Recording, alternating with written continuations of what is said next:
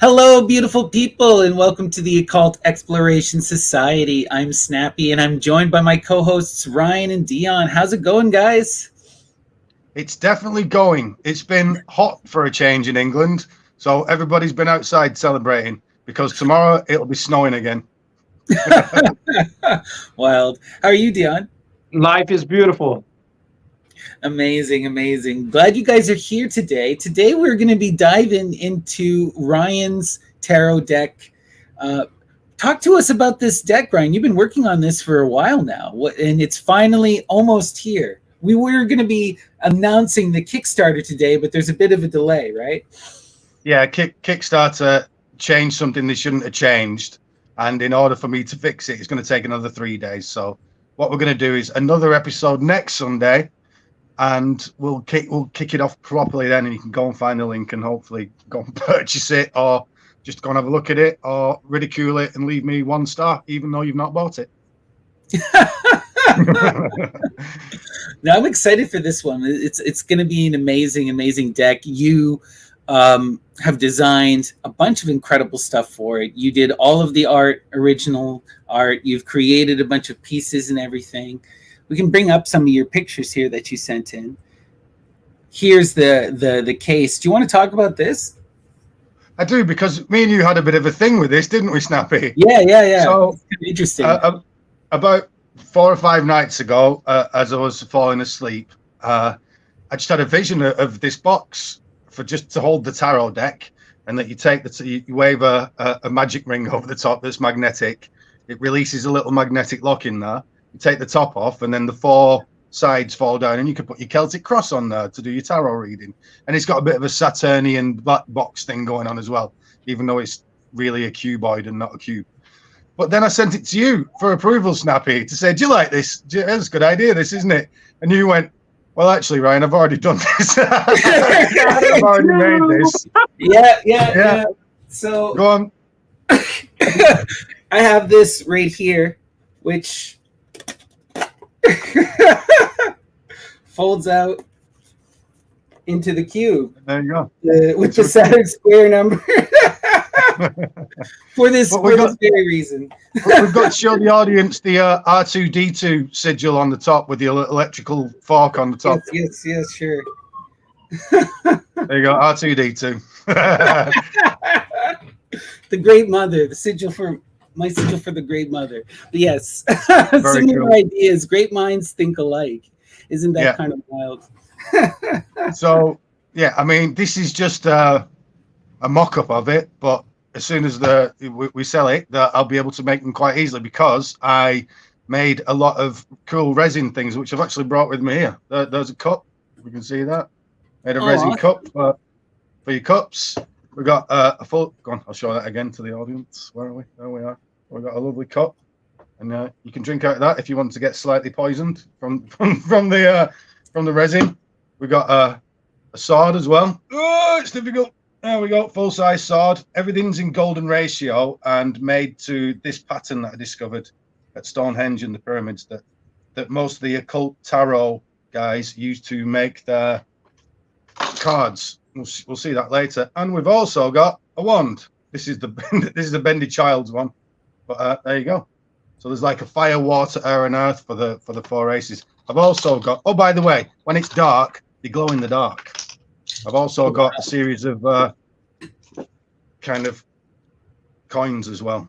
So you'll get 7 coins, neat. and they glow in the dark. And they've got sigils for the different planets on there. There's quite a few things that I've made.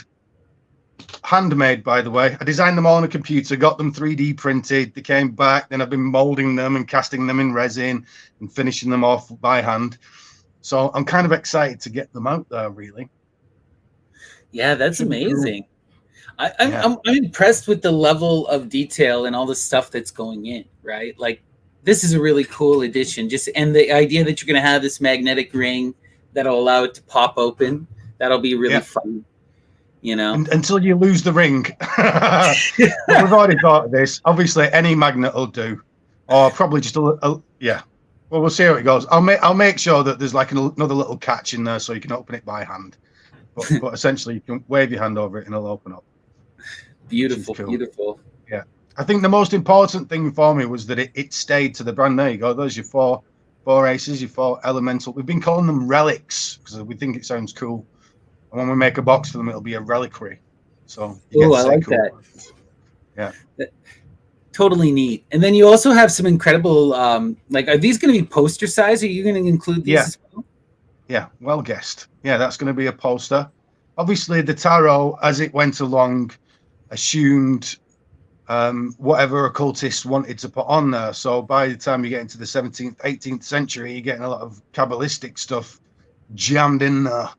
So it's only right that I did a nice tree of life to help anybody that wants to learn the tarot and learn Kabbalah at the same time. All the other systems. There's a tetractys hidden in there as well. Not in that, but in other places.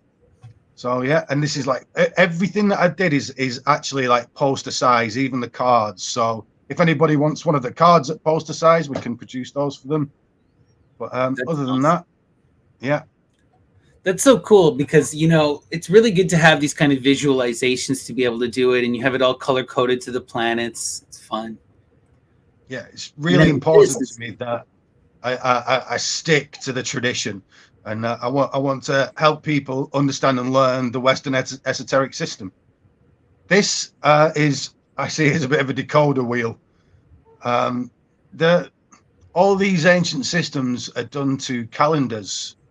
And this essentially is a wheel of the year, and it really reminds me of the astrological system. If I was going to be doing like a natal chart, you know. Yeah, well, it is essentially the astrological tarot is the astrological system, just in you could call it in a linear fashion, but it's not because the cards can be mixed up. But if the tarot was actually a book bound book, then it would be linear. But yeah, so every single card is on that wheel and in its appropriate place in what would be the year. And you can derive from this as well. You must understand that in the esoteric system all over the world, they're talking about the electric and the magnetic force, the male and the female, the fire and the water, the yin and the yang. So this is on there as well. Also, we've got all the Pythagorean stuff that I've talked about in previous episodes, because there are big secrets in the tarot, and all to do again with cosmological calendars and music. We can see a little keyboard in the top right hand corner of the octaves. Oh yeah, right. It would take another full episode to describe these things, so it's lucky that we've got 2 coming up. But I think that would be more for the second episode. Frankly, I want to keep this one relatively light. Cool. Yeah, we're gonna have all this kind of stuff. You're gonna have all that included in your. Yeah, if you could pop that back on for a second, Snappy, okay, if that's possible, that wheel. So we can see in the bottom left-hand corner. If I'm sure it's quite difficult for everyone to see, but there's the court cards. Now, if anyone's heard of the Myers-Briggs personality test, which was taken from Carl Jung. And Carl Jung took it from the tarot.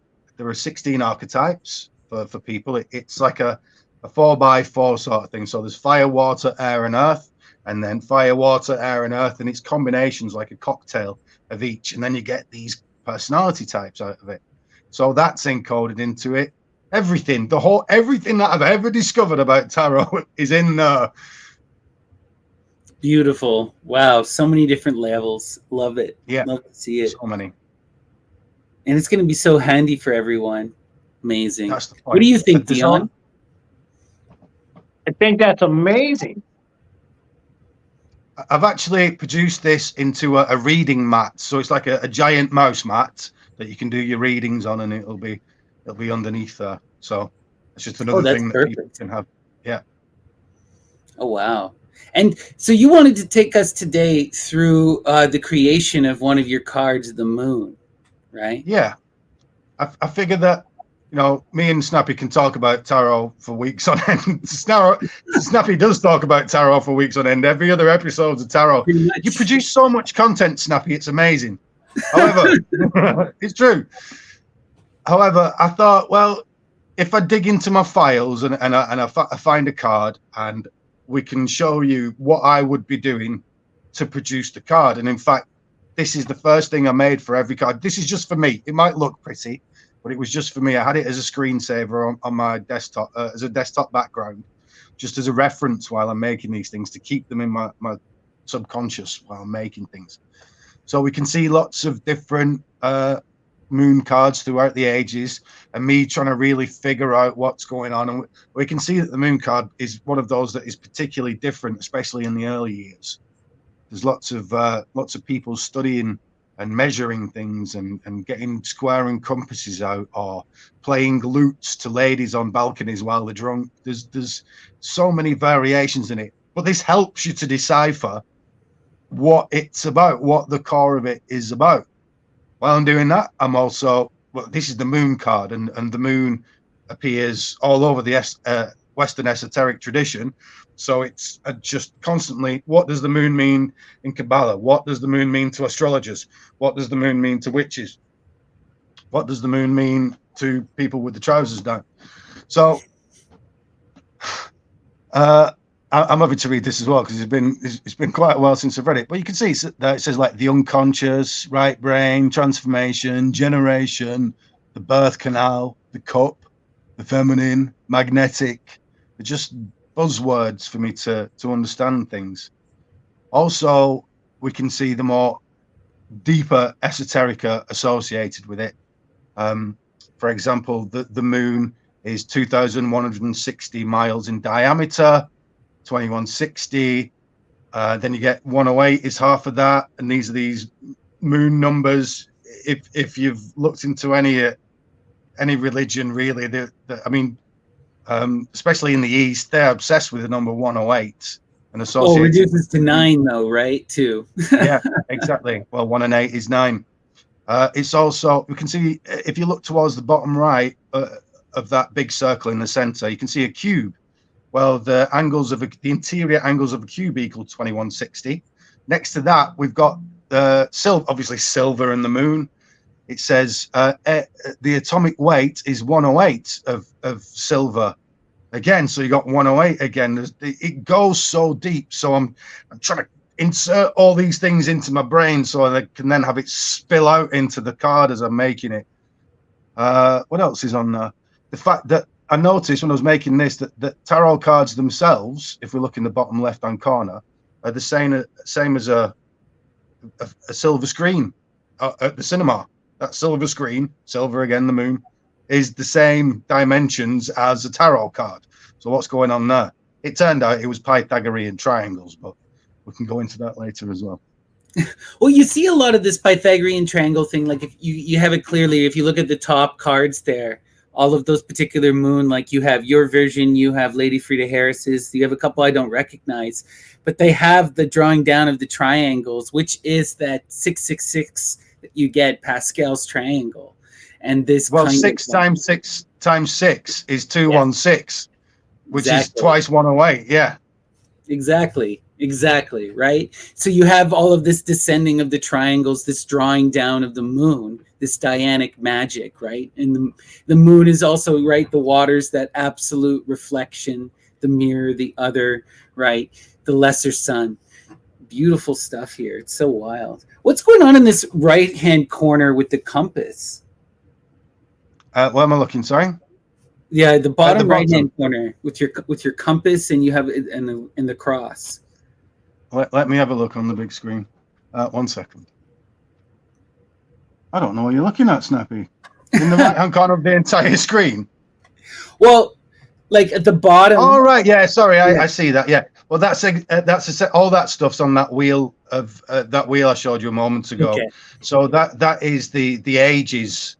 You know, if it was in India, it'd be like the Yugas, but for us, it's the age of Aquarius, the age of Pisces, the age of whatever, and working all that stuff out. I think when I'd made this card, I hadn't quite figured it all out. What you got to understand, everybody watching, is that I actually did the original designs for these cards about 9 or 10 years ago now, and they've stayed. I've kept a hold of them because I was trying to really get down to the bottom. I was never quite comfortable that I'd got it. It turns out I mostly had got it, but there were things to learn on the way to then put back into the cards. So a few of the cards have had a big change, like 4 or 5 of them, but the majority just have little additions. And if anybody, once we finish this live presentation, wants to go and watch one of the previous Occult Explorers episodes that I did on the tarot, you can find all that stuff out, the really deep, meaningful Pythagorean. It's all to do with number and kind of the basic Lego building blocks of the universe, really, which is these 9 numbers, the 108s, the 216s, and they're all built into calendars. So that cross. A lot of this comes out of these solar cults, right? We got to recognize that a lot of this is coming out of the solar cult, and they're mapping like the universe. Those Pythagorean numbers that you're talking about, and you discuss this in depth in that episode, is it's showing you the poles, and it's showing you the size of all the planets and the rotation of all the planets around the sun.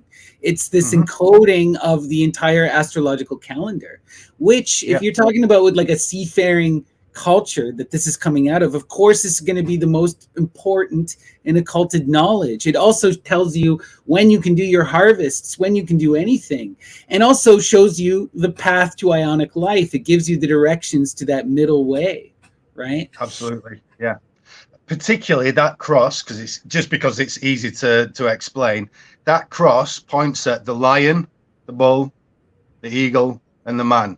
And when you take those zodiacal creatures and give them a number, so obviously the bull is the 2nd in the zodiac, the lion is the 5th, the eagle is Scorpio, which is 8, and then the man is 10. You add those together, you get 26. That 26 is the name of God, essentially. The name of God to Hebrews is Yod-Heh-Vav-Heh, Jehovah.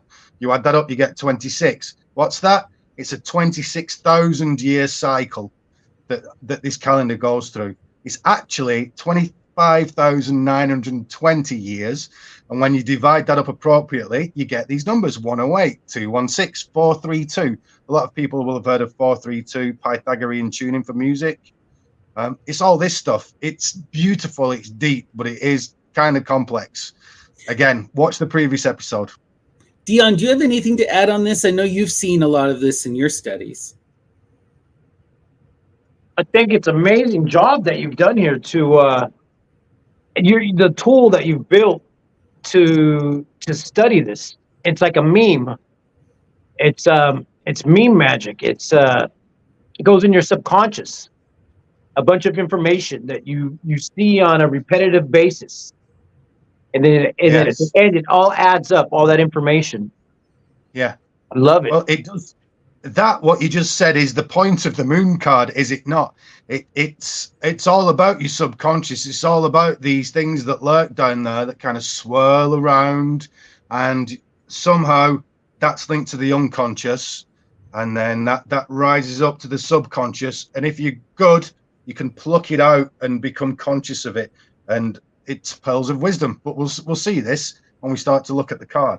Well, it also talks about just like the entirety of tarot. Like, you know, tarot really is this kind of mimetic magic, and it comes out of idol worship, and then later the creation of images, like flat images, for the purposes of idol worship. But then that evolves and combines with sortitic magic, and we get this unfolding. And now the tarot, like you said, has basically been this centralized mimetic form that has incorporated the entire Western magical tradition, right? It's a way to occult and to conceal, but also to maintain this unfolding of the tradition within a game, you know? Yeah. And I think as well, it's important to remember how language works. Now, language is a series of symbols. You might say tree, and you might know inside what a tree is, but really, there's no such thing as a tree. Not really. It's a series of archetypes put together, and you can recognize it as a tree. There are so many different trees that you can't really draw a tree either. Some of them are triangular, some of them are round, some of them are short, some of them are tall, some of them grow like bushes. But you know a tree because of these factors, these labels that you're able to give to it. Language is that. Language is a series of symbols. We language the world into existence. And tarot takes advantage of this. It's just another way of languaging, but a special way of languaging, it turns out.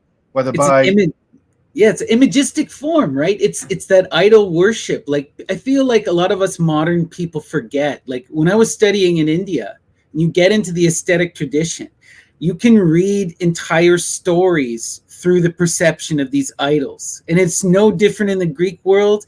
And these tarot cards are a modern conception of the same thing. And you're going to show us the layers.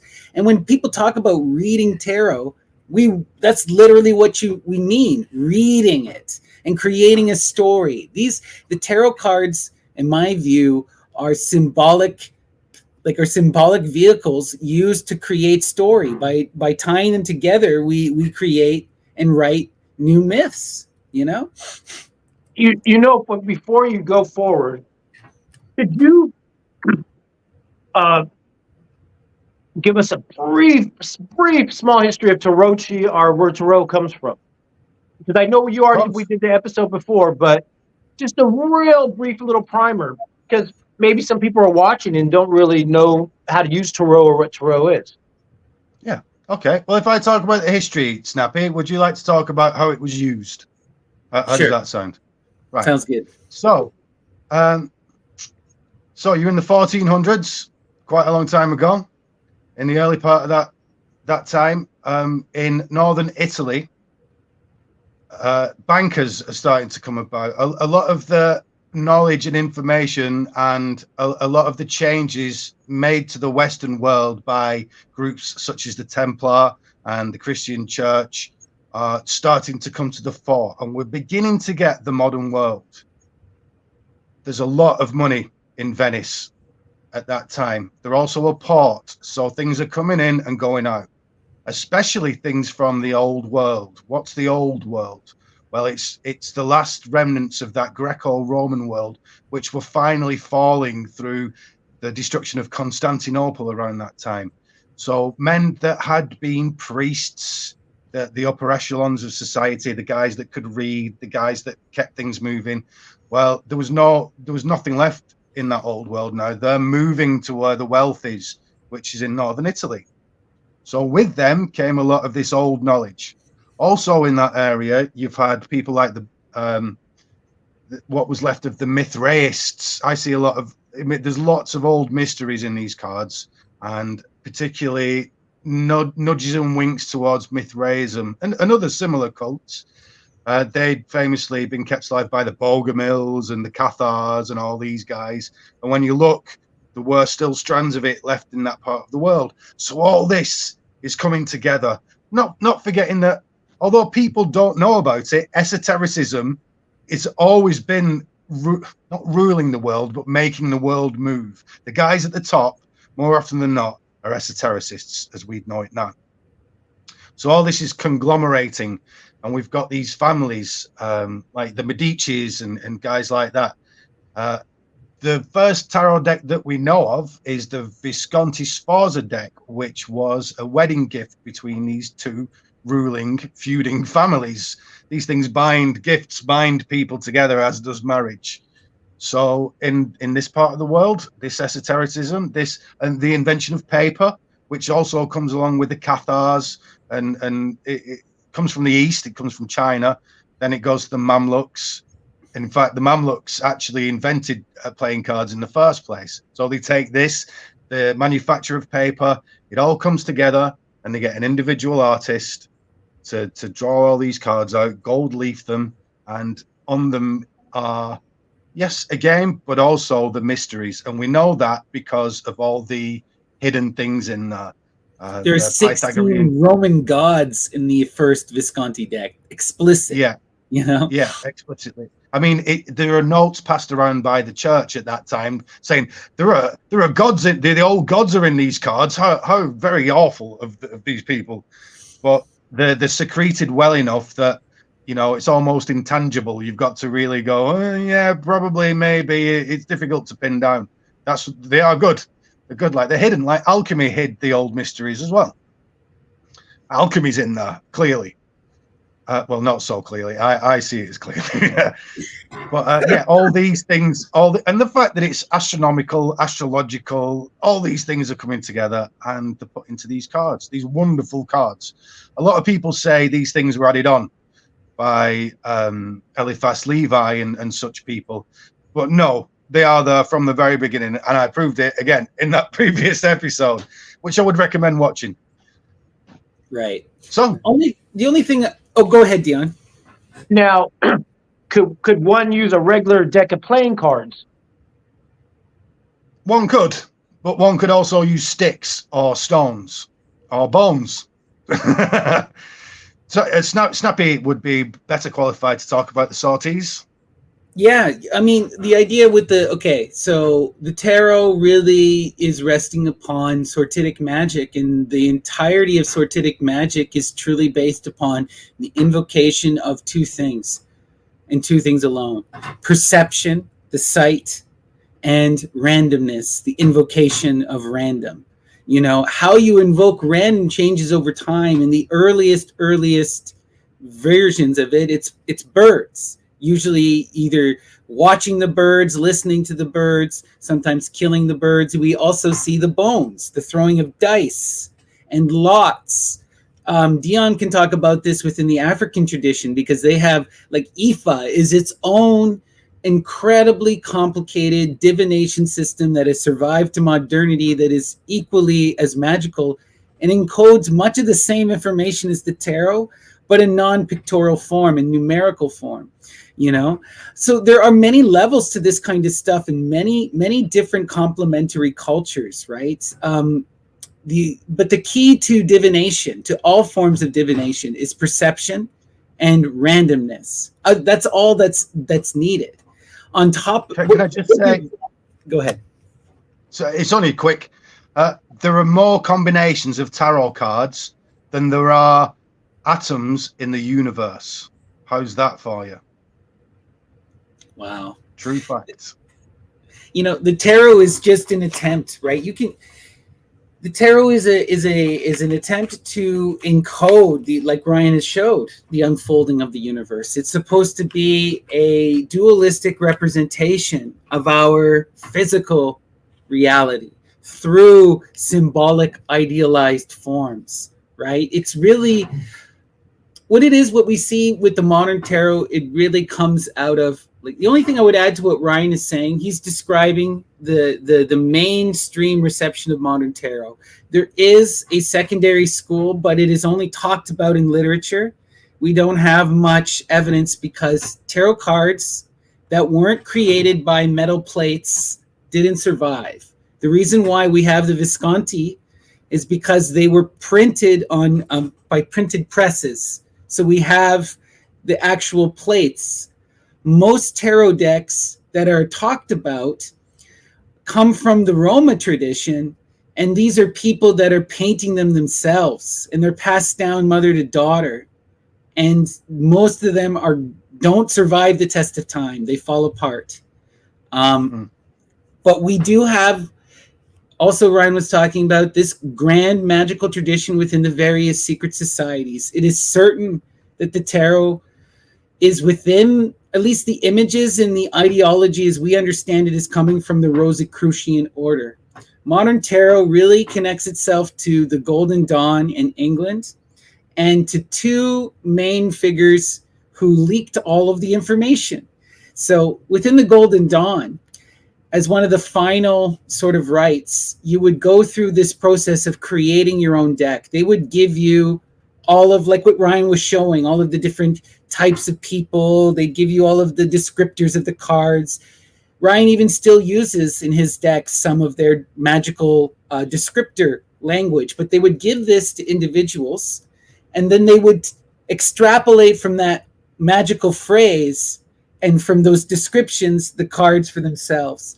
And each person would make their own deck. Go ahead, Ryan. Yeah. I was just saying that it's called Book T. You can find it these days. I found it and used it as part of mine. Yeah. So I got another question. Can you mention A.E. Waite? Yes. Yes. Okay. Again, snappy. Like McGregor Mothers, A.E. Waite, Aleister Crowley, all these Golden Dawn guys.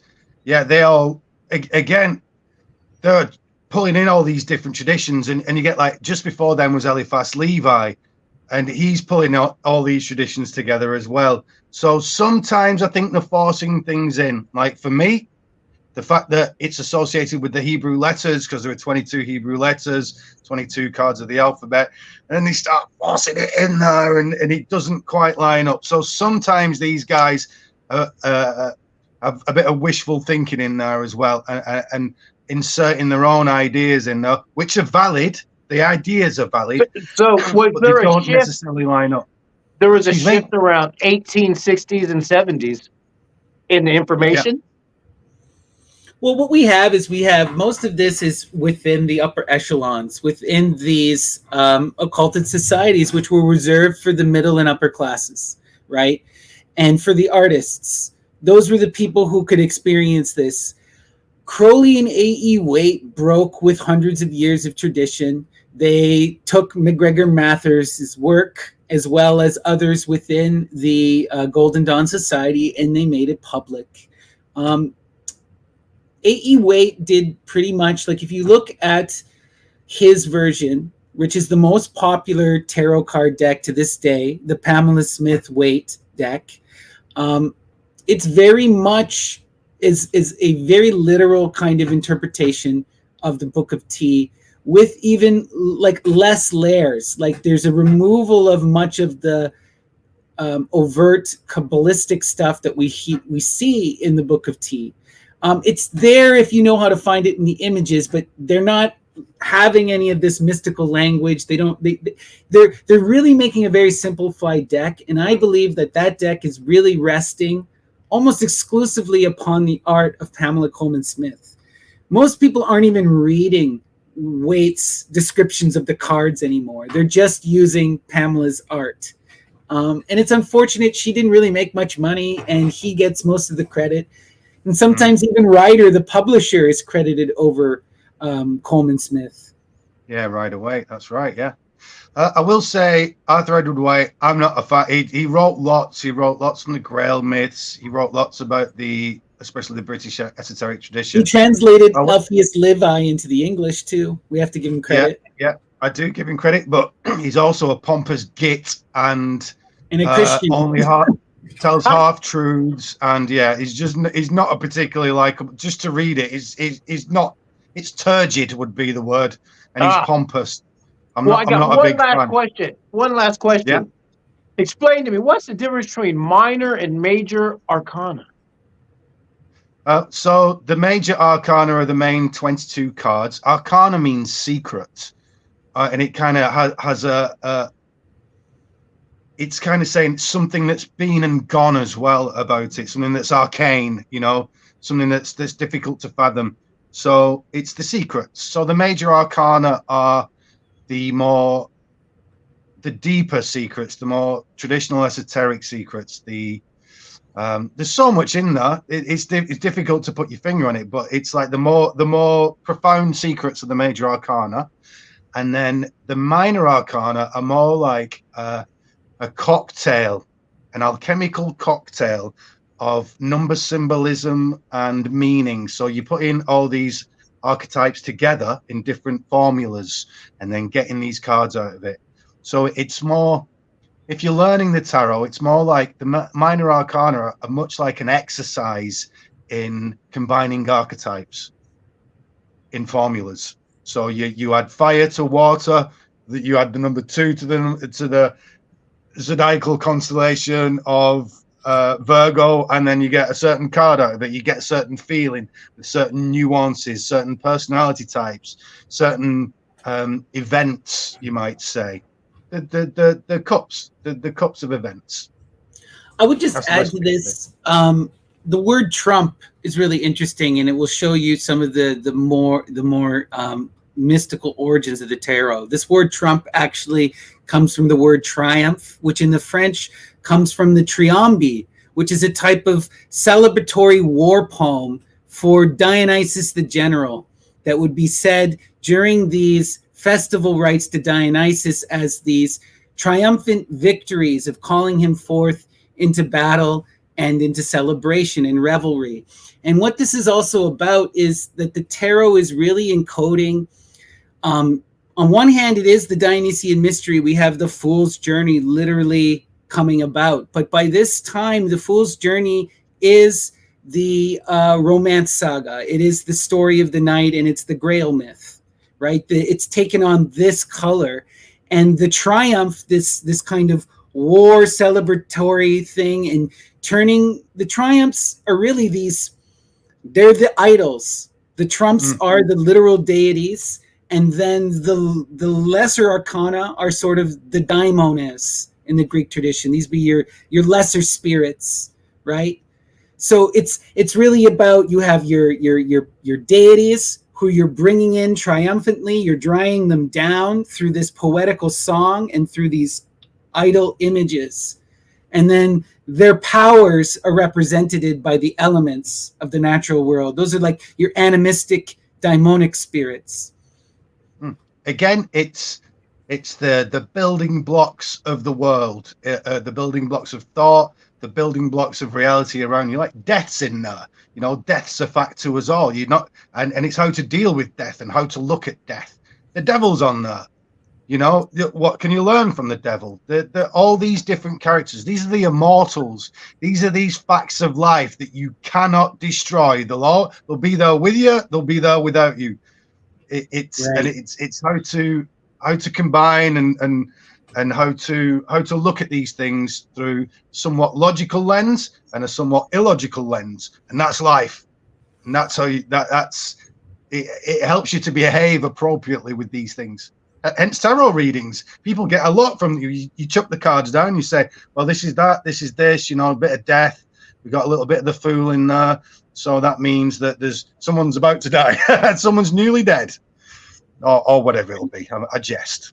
But it's also interesting too. Like, we have different levels of the tarot and different levels. Like, if you look at something like the Marseille deck, that seems to be very kind of Kabbalistic in its origin. Then if we look at something like the Visconti deck, it's very Roman and pagan in its origin. If we look at the Solabusca, this is full on Saturnian dark magic, right? And all of these kind of different traditions of the tarot coalesce and form the modern tarot, right? Yeah. Kind of. However, they're all trying to achieve the same thing, which is to pass on these ancient traditions in a more modern way, modern in the 1400s. True, very true. All right, so let's start breaking down this moon card so we can see how this image is created and how the imagery unfolds in the various levels of meaning. So, as with all good esoteric artists, I start with certain proportions, because these certain proportions are really important. Now we can see the golden spiral, and I have a Vesica Pisces at the top, or Vesica Piscis would be the correct way to put this. So the original tarot cards are all 3, 4, 5 triangles, and 3, 4, 5 triangles are in golden ratio. So that's why I'm laying these things on. I do this at the beginning because I want it to embody the universe. And we'll see later on, there's another pattern I also use to help me construct them, which is this very deep, ancient, esoteric pattern that's throughout all time and seems to be one of the deepest mysteries, used to construct Stonehenge, the pyramids, all this good stuff. So simply that. Any questions, anyone? I love it. It's wild.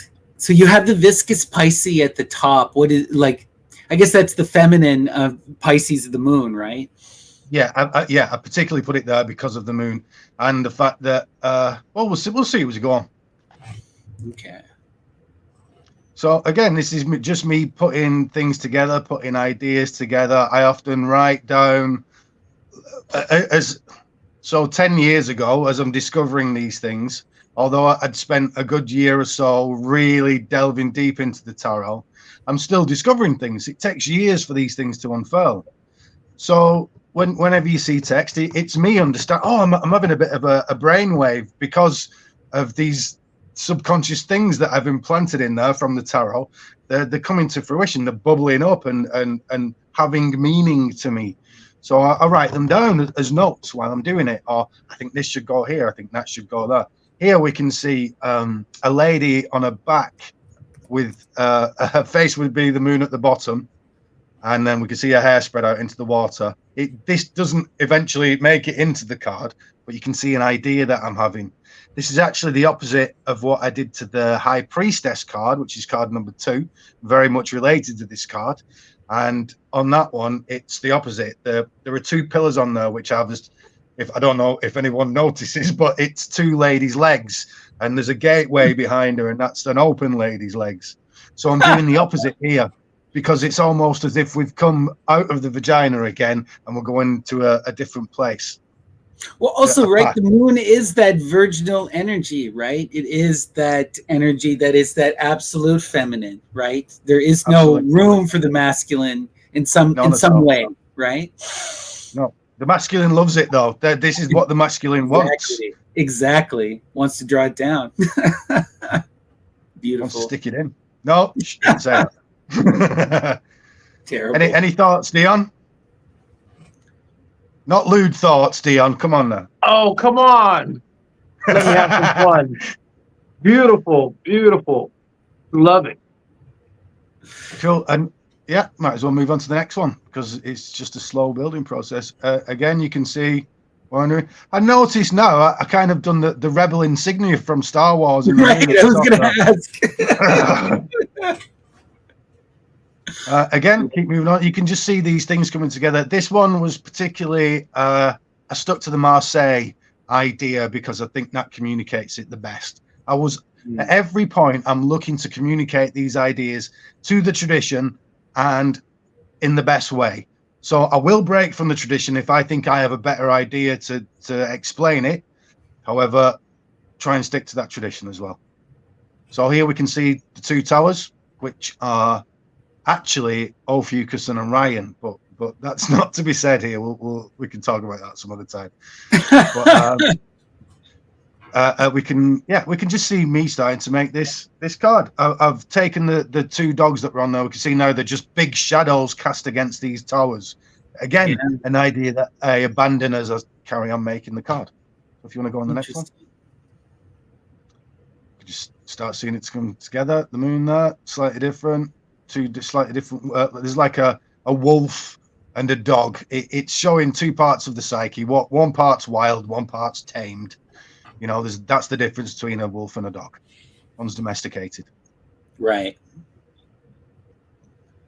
That was actually, if we can see now, the wolf's turned into a werewolf. But really, people at home, if you've got a big monitor, you can see how bad that looks. It was actually a guy in a Spirit of Halloween costume that I've just kind of manipulated to look decent. But because these are literally thousands of photos put together, that's what it is. I'm laying on images and images and images, and then manipulating them, and then painting over the top of them for the light, and just making things look right. So again, I'm exposing my process here, which I wouldn't normally do because I'm an artist, and it's like, no, you can't see it till it's done. Also, you don't want to show people the mistakes and the cover-ups and the pro, you know. Yeah, exactly. So I'm exposing myself here, guys. Again, you know, more and more and more. It's starting to look a bit more like the Marseille card now. We're starting to get atmosphere and light occlusion and all these other artistic things that you need to have for things to look real. You know, if you've got a light source, you need to light it correctly or not light it correctly. For example, the werewolf there needed to be black because when you look at something in silhouette, you just see the outline. So, you know, it needs to be much darker. We can also see the moon's starting to become a character in it. That's not the real surface of the moon. We can see kind of lips forming at the bottom, and right. this liquid coming out, this dew. Oh yeah, it makes me think of the Soma. That's cool. Yeah. Well, we could if you go back to the previous one, Snappy, and if everyone looks, there's it might be too small, but there's lots of little magic mushrooms growing on a path in the background, which is obviously related to the Soma. Awesome. Wild. Again, I see it says "get you drunk" now. Let me put it on the big screen. Yeah, it says get you drunk, music, poetry, drugs, love. These are there's is it the Charles the Fourth? There's some French tarot deck. The Parisian, there's a Parisian one tarot deck, and it's got a guy strumming a lute, and there's a lady on the balcony, and his eyes are all over the place. He's like, it's almost like Romeo and Juliet, but Romeo's drunk and making up songs to sing to his love up there. And it's showing that the subconscious is the place of inspiration. This is what, and that lady, that Juliet up on the balcony, is the muse that he's looking for. She is he's been possessed. His subconscious has been possessed with the love of this woman. But that love is also bubbling up these feelings that humans have that allow us to express ourselves in music and art and poetry, and that feeling of love and attachment that we have. And all these things are in the moon card. It suggests so much. Beautiful. What say you, Snappy? Oh, I love exactly what everything you're saying here is so true, right? The moon, it inspires that kind of to lose yourself and to become possessed in that flow, right? It's that feminine energy which operates on that unconscious, the subliminal. It's that energy that guides you. It's like a warm hug, and it brings that madness too, though, right? It can also lead to fear and confrontation, right? It causes you to lose your head. You know, reason has you need reason to approach, but at the same time, reason has no place here, right? Just as the masculine has no place here. It's that it's to go here is to be transformed in a way, right? Because it's such a profound idealistic form. It's that absolute virgin, and she demands submission, right? It's that Artemis force who will take your head, that arrow, though, it can also shoot you, come and kill you, right? Like the moon is a dangerous energy, right? Yeah, hence we got that big wolf there. And if you see the two cliffs that the wolves are on, one's still a dog right now, but they both end up as wolves. One's the one on the left with the fire in there. It's got kind of jaggedy teeth. You know, the whole thing's, it's like there was a book when I was a little boy called Adventure in the Dark. And it's that thing when you're a kid, you walk through a mysterious wooded area and suddenly there's a big tree that looks scary with the old branches. And, you know, it's like a big monster coming down. This is that same place. This is the reason why people are scared to do psychedelic drugs, because they're scared of themselves when they get in there. They're scared what they'll find. They're scared of those same forces that come out in nightmares are going to come out when you're on the trip. Those bacchanalian, what did you say before? I can't even pronounce it. Artemisinal forces. Yeah, there you go. Right. It brings like also, you know, we got to remember, right? The night is the most primal force, and it's the most terrifying and chaotic force. It is the most othering force. So the moon is that last refuge, that reflection of light that can protect us, but it can also shine a light and reveal us, because night can also hide us from predators. There's so much layers to this kind of energy, right?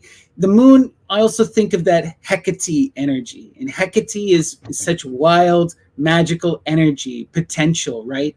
And in the Greek tradition, she's the one power that Zeus has to kowtow to, that he can't, the only titanic energy he doesn't usurp, right? That he respects. And she is that force, right? And Medea is ultimately a priestess of Hecate, you know? So this is real powerful magic. And Artemis and Hecate are one too, you know? She's that one who notches the arrow, that absolute youth, but also that youth is the most terrifying thing. That hunt.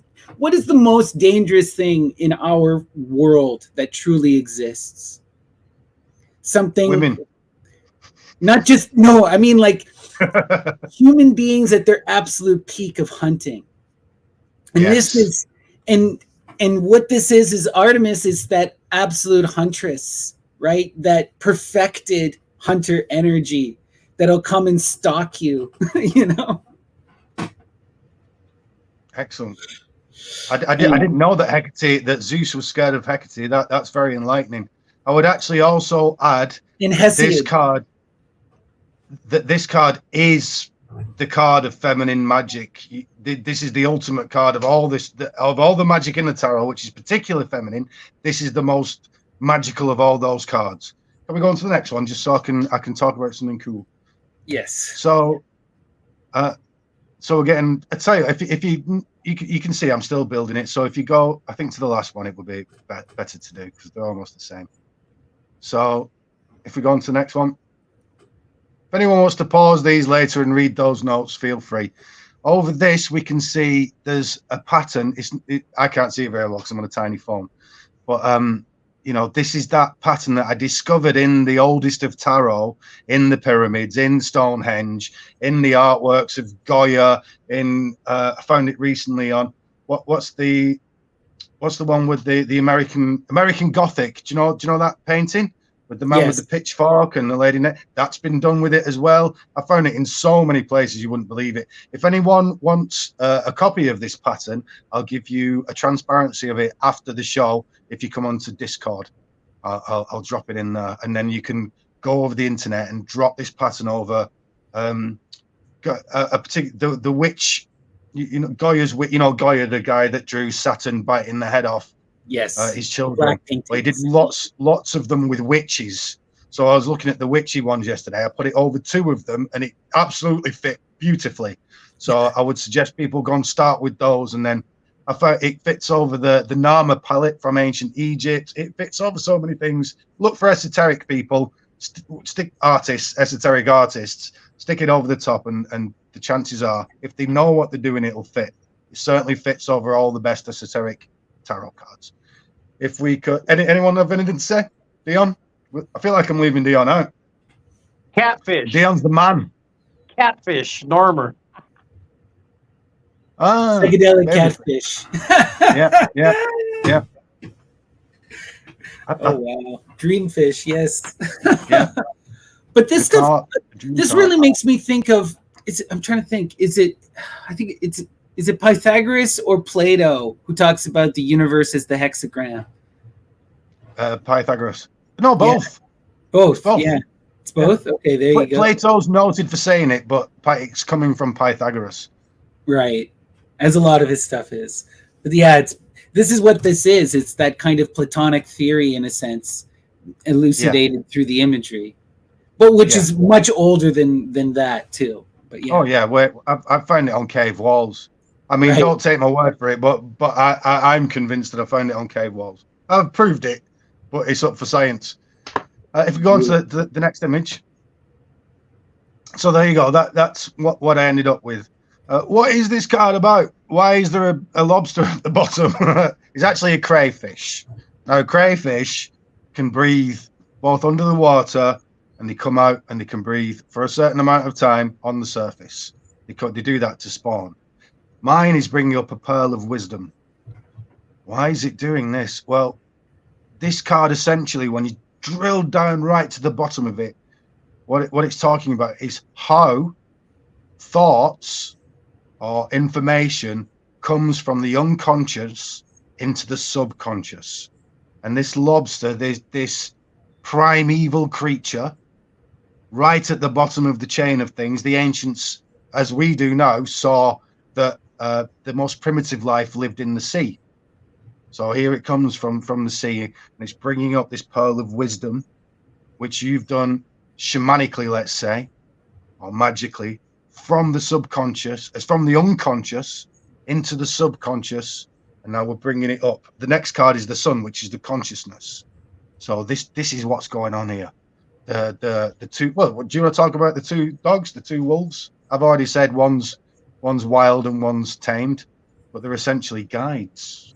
But it's also, this is encoding really deep ancient stuff, right? Romulus and Remus, Sabine mysteries, and as you pointed out, one survives, one gets destroyed. This is the animal becoming humanized, right? It's this, the subconscious, the moon. It's also part of this is it's showing you that ancient matriarchal past when we were in this very much hunter-gatherer life that was very, very brutal, you know. And part of this is coming out of that is this refinement where we're becoming man. And this is that crossing the threshold.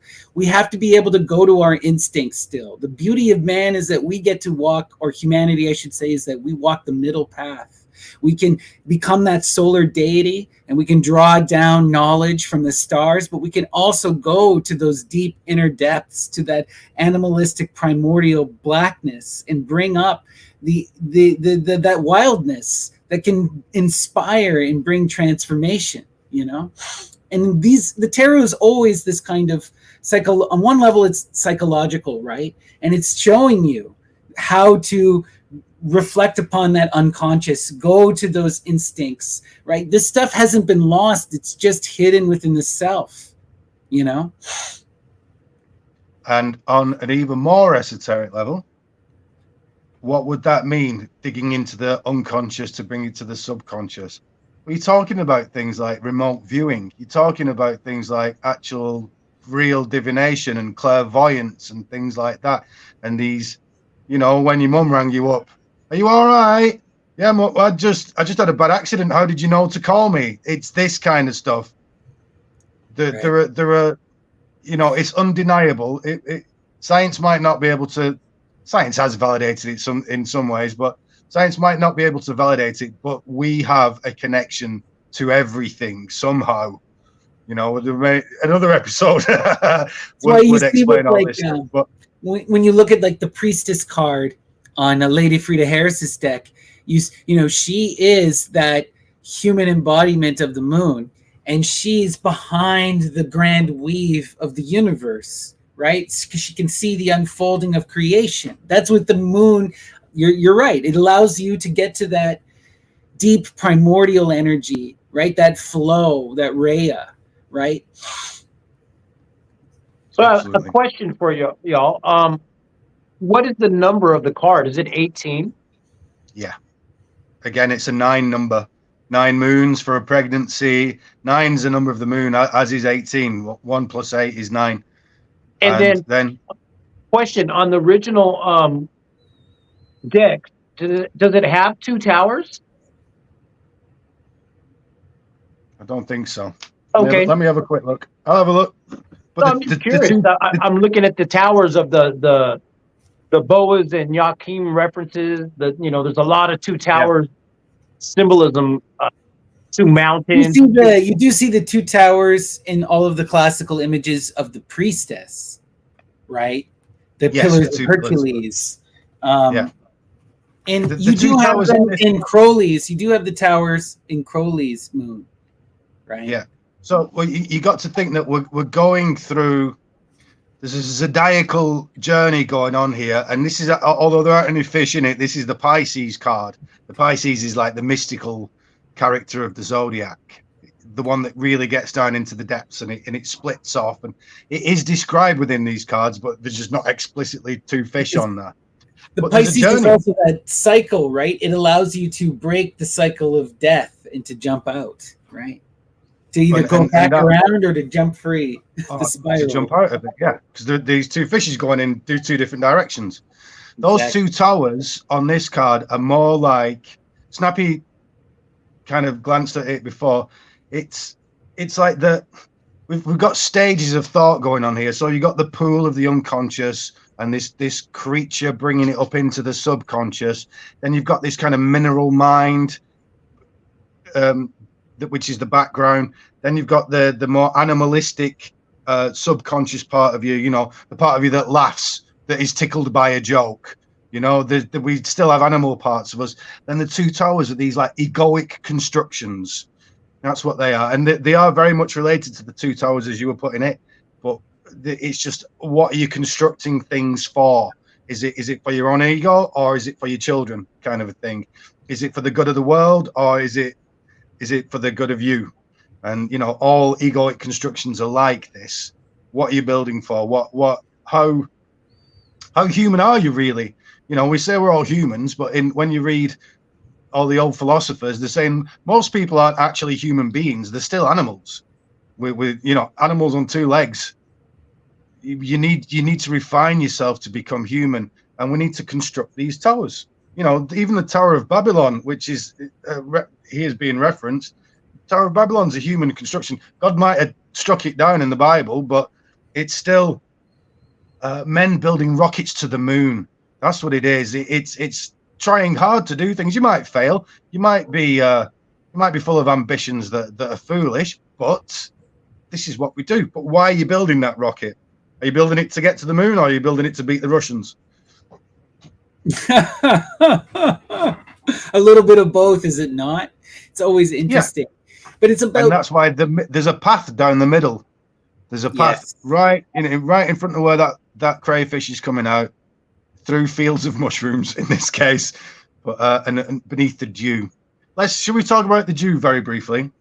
So on the Discord, somebody put up an old alchemical image of people wringing out the morning dew into pots, and they were saying, "Oh, it's this alchemical operation." And I said, "No, actually, you can view it that way, as all alchemy is, but what they're really getting at is the dew of the moon." So obviously the moon's the subconscious. We've said that at its most basic, it's the subconscious. But when you wake up in the morning, that dew of the moon is still there. The moon would be your dreams in this case. You know, this is psychedelic realms. This is your dreams. This is those thoughts that daydreaming would be another, place when you're entering this moon card, or in a trance. But when you wake up in the morning, you're still a bit groggy. Sometimes you can go back to sleep and continue your dreams, can't you? Well, if you meditate or do magical operations at this time in the morning, 4 o'clock in the morning is particularly good.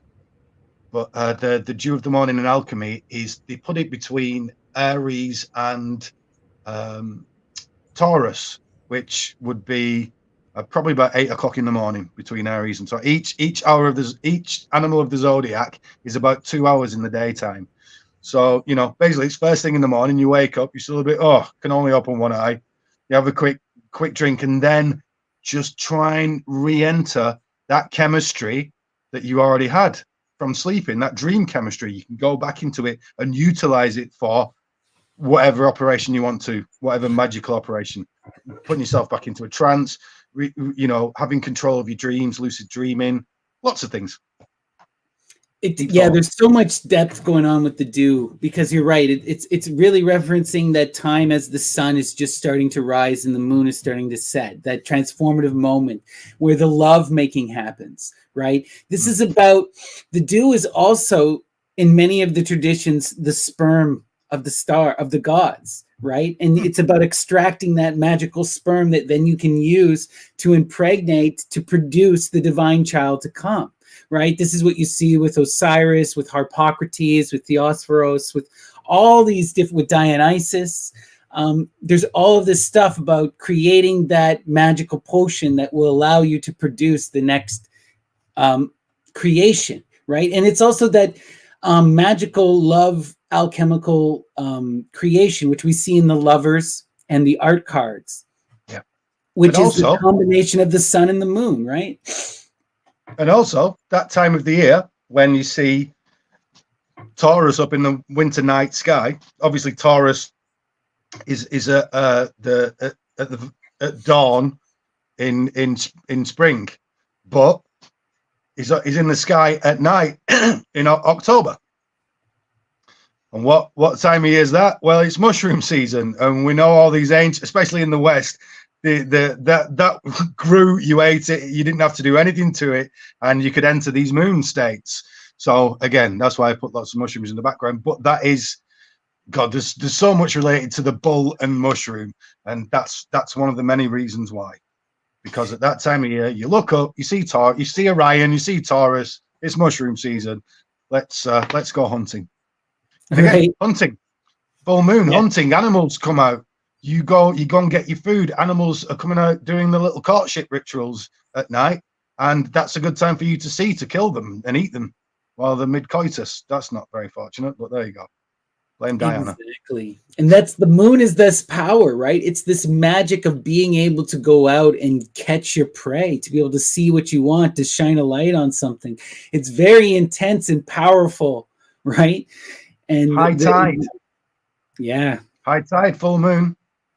And we know in the emergency services, things go crazy on a full moon. I mean, how often have we all gone out and seen everything's going a bit wild and gone, is it a full moon tonight or something? Then you've looked up and it is. Yeah. And it's also like, well, like if you get into the feminine traditions, right? Like women will sync up naturally with each other and with the cycles of the moon, you know, and then they, in a lot of the astrology is about like the moon will change signs every 2 days. And you know, people get really into the astrology, can map their emotions to this. And this is about understanding your emotions, understanding your period cycles. You know, it's all interrelated, and it deals with this ancient feminine magic.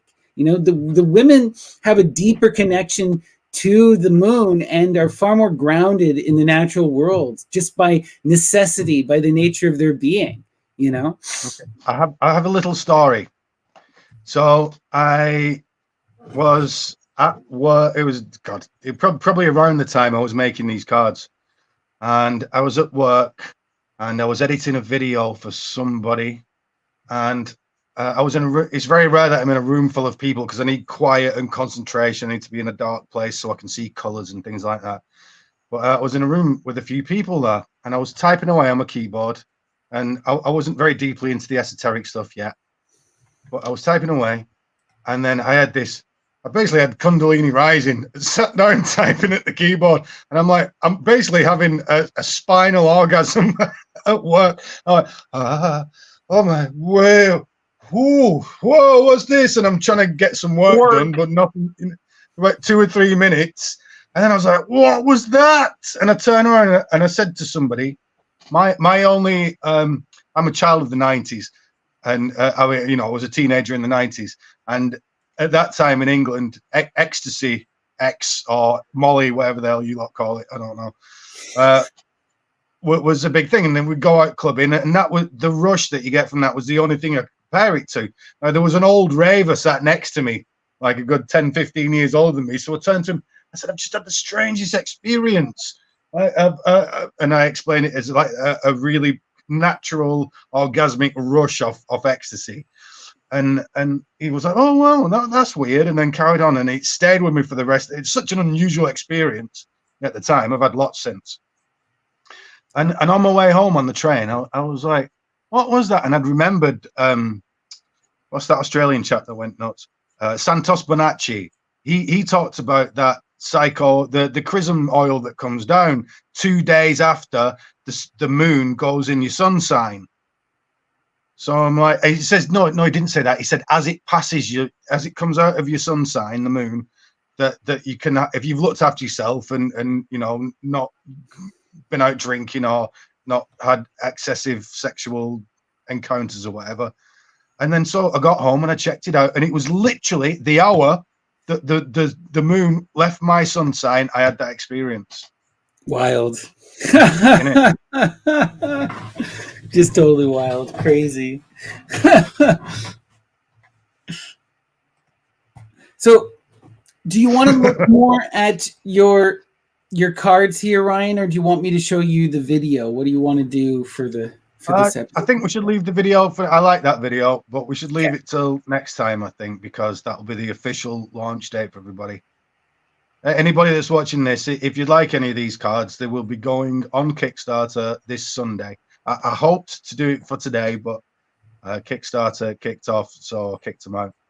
Yeah, so we'll be back next week. We'll be doing even more of a deep dive here, and we'll be going through and talking about all of Ryan's incredible cards here. You can take a look. We can still go through all the cards if you want to talk about anything. I'm happy to. Well, yeah, we might as well talk about some of these trumps here and do a bit of the digging. Your Fool card. We did talk about this on the last. I think we did. Did we talk about this one, Dion? No, we talked about it with Occult Examiner a while ago. Right, we talked about it with Occult Examiner. The Magician card. This is such a fun one. But yeah, I just want to say goodbye to y'all before I have to head out now. Oh, sure. I'm gonna go. Amazing presentation, and be ready, everyone, for next week. We're going to kickstart this off and get these tarot cards out to the world and spread this magic. So Beautiful. thank you all. I'll see you next time. Thanks, for Dion. being here, Dion. Take Cheers, care. buddy. Speak to you soon. Oh, I'll tell you what then, rather than have Dion miss out or anything, should we take some questions from the Yeah, we can take some the questions here. Yeah, so if anyone has any questions for Ryan about his deck, we'll do a few questions, and yeah, we'll have some fun here. I'd like to ask though first of Snappy. Mhm. What got you into the tarot? In fact, be thinking about that. I'll tell you what got me into the tarot. Sure. Apart from a trip that I had, the first time I came across it was a girlfriend of mine, and she had angel cards. And because I was like 18 at the time or whatever, and being a young man and unable to see beyond logic, I went, "What you want about? Those things are ridiculous." The next time I came across them was Aleister Crowley's tarot, which was owned by another girlfriend of mine, who had them on the side, and I must say I loved the artwork. I still thought they were silly cards, unable to see past my own logical idiocy, but I just fell in love with that artwork, so much so that they stayed with me until I had a trip on mushrooms many years later, which was the thing that got me into esoterica in the first place. They showed up, I was shown them on her bedside table, and it was like, "Those cards, Red, read those cards." And then the rest of the trip basically told me all the secrets of the tarot, which took me another 10 years to unpick. And it was weird. It was like I did it all backwards. It was like I was given all the secrets, apart from that pattern. I was given all the secrets, and then I had to go into the tarot to work it all out. What was your first? Isn't that mad? That is kind of mad. So, I mean, okay, I come from a very interesting background. So my parents are both kind of atheists, but my mom is sort of, she'll tell you if you ask her she's atheist, but then she'll also talk to the wind and tell you about her dreams and predict the future and do all kinds of wildness and talk about how her aunt was a tarot reader and was a professional psychic and used to do things with the police here in the city I live in. So there was always this kind of weird divination thing going on in the background with my mom that I was exposed to as a child. And I was really always attracted also to a lot of this kind of fantasy stuff. And I remember there was a movie that came out that I saw. It's called People Under the Stairs. I was way too young to see this movie. It's a ridiculous war movie. It's insane. Scared the shit out of me, but the opening scene really stuck with me, where the main character is a young kid. He's called the Fool, and it's his sister doing a tarot reading with this fool, and she describes the card where, oh, the Fool, if he goes one way, he's going to get burned up by the sun, but if he goes other way, he's going to go off to die. You can't go back. So the fool has to figure out how to fly. Basically. And anyway, it's a really cool scene. And I just remember that really sticking with me. And so after watching that movie, I went digging into the tarot a bit, like reading on Google, because my dad was an engineer. So I had the internet at a very, very young age.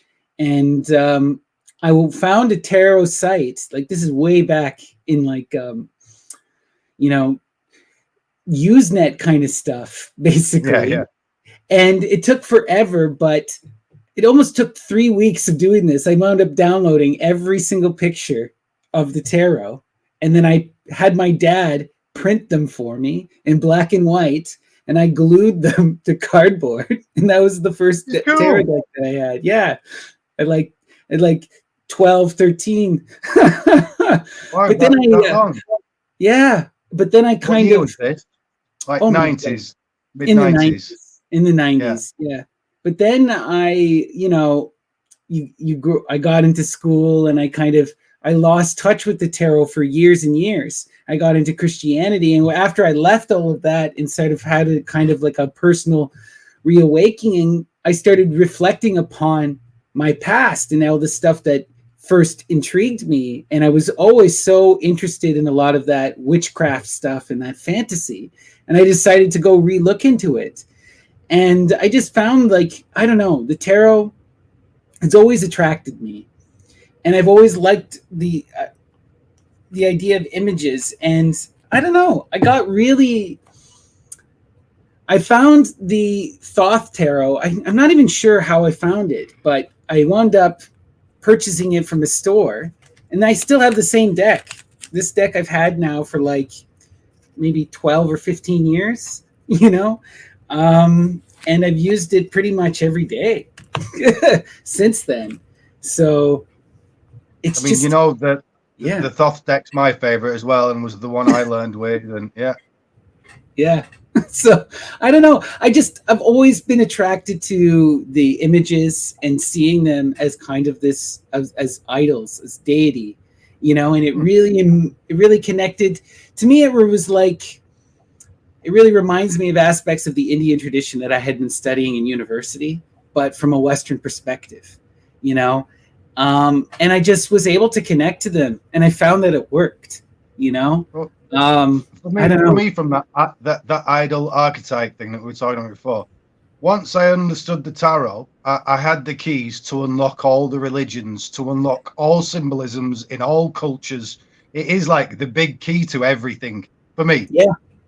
Well, it is though. It can't be just for me, because I learned from them. They do unlock all the religions, all the symbolism from forever. Simple.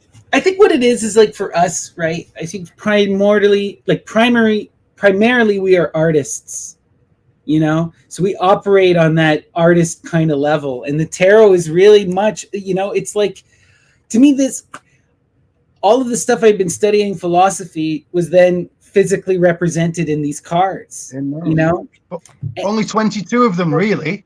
Yeah. Pretty much everything's in those 22 cards. How do you do that? How do you do that? Because you know what you're doing, and you were able to drill it down to the most primal principle ions, and then let it expand from there. Because once you know those fundamental building blocks, you're able to construct the world. And we do construct the world from icons of language, as we said before. Exactly. So it's just like, and the tarot has predicted my life. It's my primary way of communicating with the muse. I use it every day. It's like, I don't know. It's such a,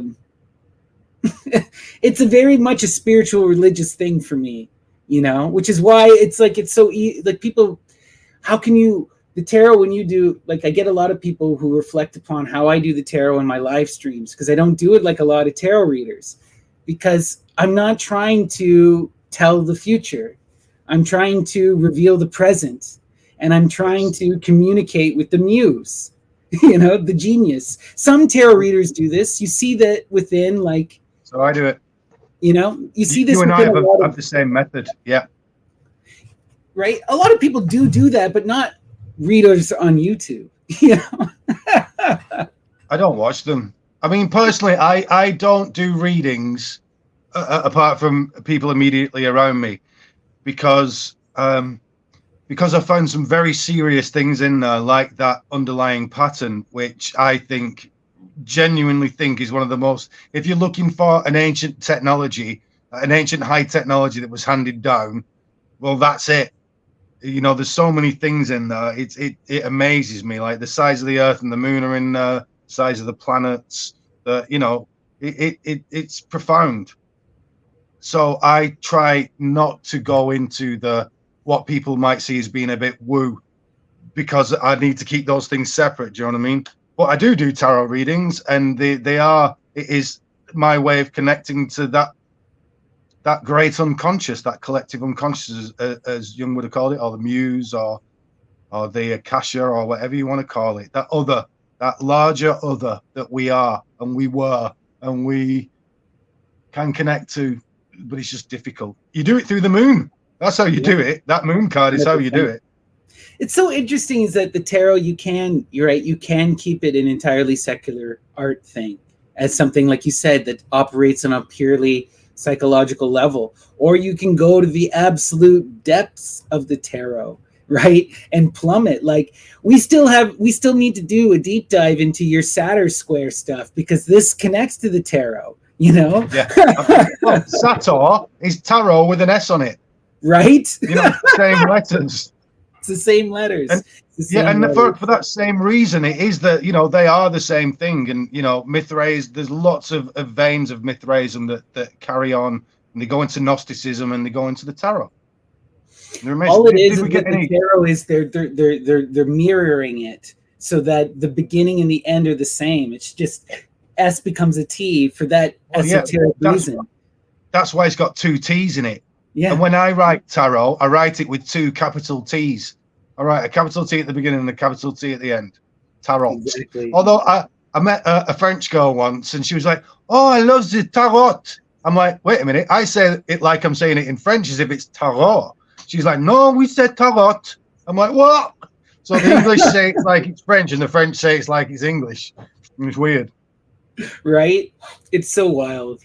And yeah, it gets into all this kind of cyclical magic, right? The tarot is really all about, you know, the beginning and the ending are the same. A lot of people miss that too, right? That the fool and the world are the same image, reflections of each other, right? Well, esoterically speaking, the fool is the first card, or not the first card, but you know, the null card, and the 21st card as well.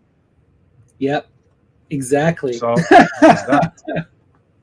so did we get any questions? Okay, so let's see here. Does anyone have any questions for Ryan here for the tarot?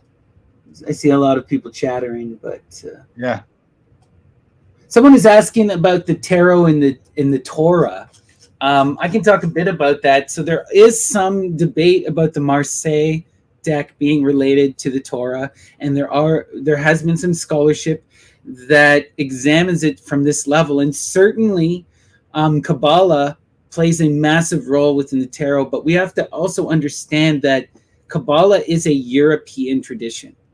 Yes. I feel like it's become very politicized in the modern times, and I'm not trying to discredit its Jewish cultural heritage, but there is many forms of Kabbalah, and it impacts all of European esotericism, right? And there are more Hebraic forms and there are more Christian forms. It's kind of a spectrum, you know? Yeah. You've got to know that basic diagram of the tree of life, which I love, you know, so much so I made one for my tarot. That comes from the Tetractys, from Pythagoras' famous, looks like a little pyramid, one at the top, 2, then 3, then 4, you know, exactly. and that's where it's come from. Really, what we see as Kabbalah now kind of gestated from information the Templars brought back from that area in like northern Portugal, southern Spain, southern France. There's a really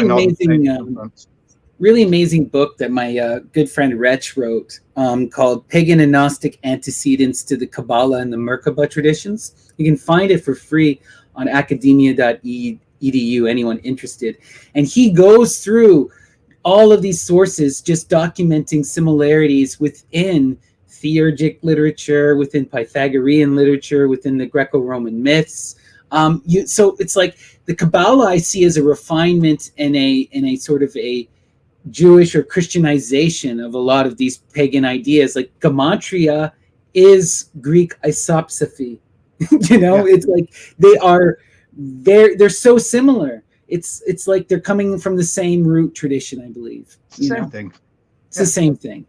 And look, guys, Judea was on the it's still on the Mediterranean. It's on the Mediterranean. The ancient world was on the Mediterranean. You know, you say Egypt's in Africa, Egypt's on the Mediterranean. Judea is Middle East. No, Judea is on the Mediterranean. Greece is on the Mediterranean. Italy, England's not, but you know. Go a bit further. Go beyond those pillars of Hercules. You can find us. People are always more similar than they are different, and cultures are always more integrated than we think, even when they try to isolate and separate and say they hate each other, you know? So it's like, well, everybody hates the neighbors, you know what I mean? Right. Like there's the Scottish and the English, and the English and the French, and the French and the Germans, and you know, this is just so how it is. Too. When you go back further enough, right? Aren't both the French and Germans Franks? anyway, but yet they like hate each other and fight over Alsace and Lorraine. Yeah. We're the Anglo-Saxons, you know, we're Germanic essentially. Yeah. True. And Norman too, right? You're kind of that mix of all these different. Everyone is. We don't talk about the Normans. French. Hey, that's my roots. That's my roots. I'm only joking. Look, you know, the world got obsessed with identity politics for a while, but that's the least of you. I don't give a crap about. It's just the content of your character. That's it. That's all I care about. Right. Your culture's great, fantastic. We've all got one. And you know what? Every culture encodes the mystery, I believe, right? Because the mystery is too important to not know. And anyone who's an artist can connect to the muse. So it's like every culture is going to have their own understanding and variation of this. It's just human, right? Like you find it literally everywhere. Yeah. It's encoded in the sky because we couldn't read or write.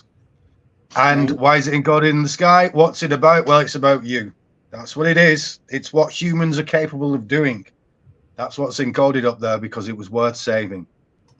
Right. So what I want to ask you about, Ryan, with the deck is for the Kickstarter, what's kind of your goal that you're looking to reach? Just for people who are interested, some people are asking. What, as in monetarily? Yeah. Like what do you have to reach to order to produce? It's probably about 10 grand or something, like, realistically, because I need to make enough so I can buy some for myself to then keep selling. But the idea is, I don't really care about money. I'd like it to become a business. That would be nice. But that business, again, me and Snappy were talking the day. Snappy had some great ideas about a Greek tarot, Greek gods and goddesses. I'd like that as a future project. I realized that I'm a man and that those tarot are not quite masculine. I like to think they're balanced, but they're kind of from a male perspective. So I'd like to do something a bit more feminine because I realize a lot of tarot collectors are a bit more feminine. So I'd like to engage in that for my next project. I'd like to do the Greek ones as well. So I'd like to start this as a business. But having seen most of the tarot decks that are produced, guys, cat tarot aren't real tarot, I'm afraid to tell you. Kawaii tarot. I sold tarot for a living for a while, like at a new age shop. Man, 90% of those decks are just oof. Just garbage, aren't they? Yeah. So I want you can use it for sword case, but it's no different than a deck of playing cards. Yeah. Well, I as I've described previously in this discussion, tarot came to me. I didn't come to tarot. Tarot came to me. And so I feel that I've been given a purpose in life, and this is a part of it, and to keep these traditions going and to understand them and to embody them. So that is literally what I'm trying to do. That's so beautiful. I'll tell you what, Snappy, you could play the video as long as we could play it again next week at the end. Oh, and you totally. can see, guys, I've given up my work. I've invested all my money in this. I've put all my time into it. I am so poor right now. I can't even pay my rent. I am effed, but I love this so much. I've put everything I have into it, and I even say it here. So yeah, can you blow it up to full screens? Is that not full? Let me see. So you can't see me, are you, basically? Yeah, I'm just. Oh, that'll do. Here we go. The button was hidden on me. Sorry. There we are.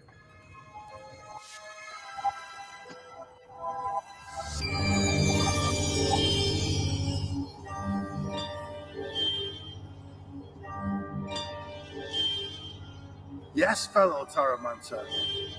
So you've summoned me, Ryan 7, here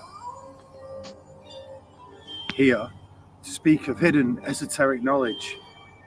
That secret fire kept burning within these bewitching cards.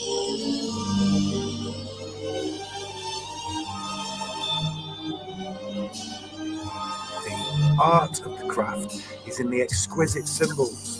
Every symbol deciphered, every mystery unveiled, provokes an ever-deepening feeling that tarot are even more than we already understand. It's a gift from our ancestors, a book of life, the power to transform, where the wave of a wand can conduct the cosmic orchestra itself. Tarot room, magic. I delved into the depths of Tarot's myriad of mysteries. 11 years of vigilant research. I compared and contrasted the countless decks and myths, traced the deep history of the ideas, poured myself into the artwork. My own, a collage of thousands of repainted photographs, intense with colour, vibrating with meaning. On the way, I connected with other taromancers, history lovers, and occult weirdos, made some documentaries, loved the hard work and what the symbols did for my soul.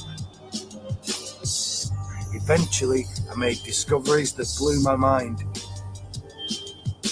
including a hidden template of cosmic geometry, a treasure kept by many masters, used since the dawn of time.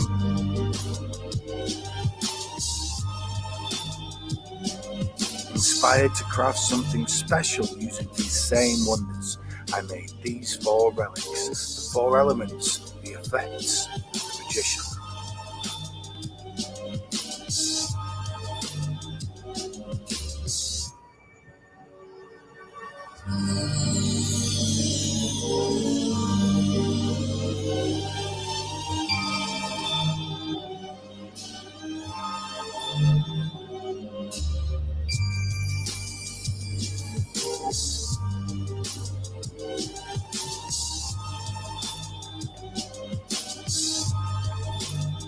Modernized art to the ancient tradition.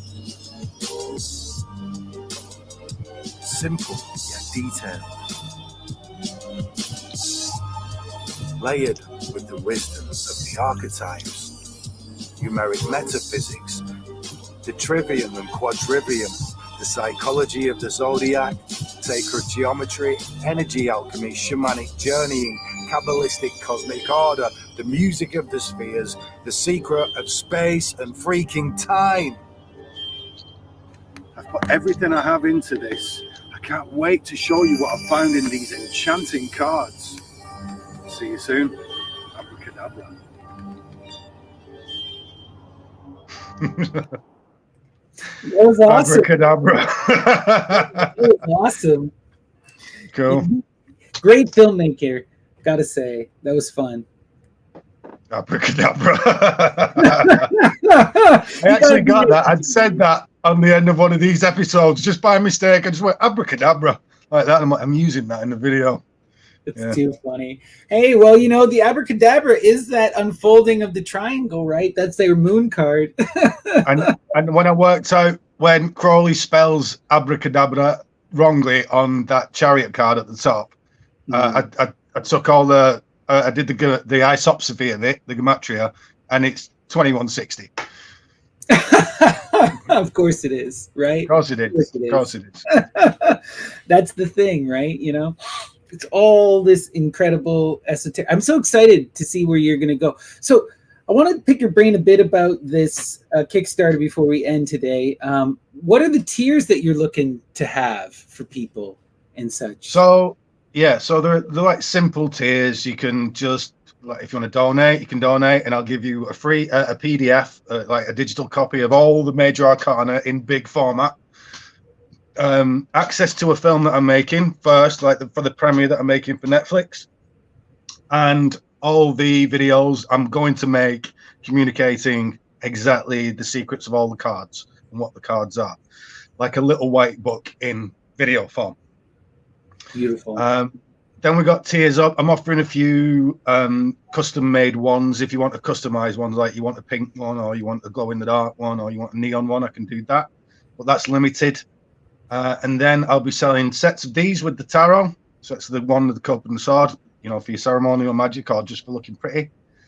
With the cards, all the cards have a black edging, unless you want a shiny purple edging, which looks cool. And then tiers up, like with the box, then with sets of things, and you know, you can buy things in bulk and get money reduced.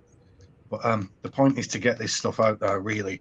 So please, I'll be begging more next week when it actually kicks off.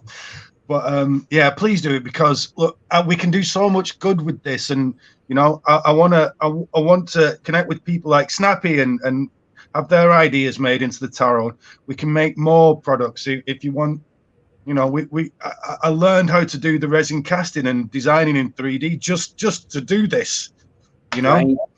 so No, this there is are an so incredible many- project, and you're doing something that people will enjoy and will want to use. Right. This is a really incredible undertaking, and it's going to be a lot of fun. I'm excited to see where it goes. You know, It's real tarot.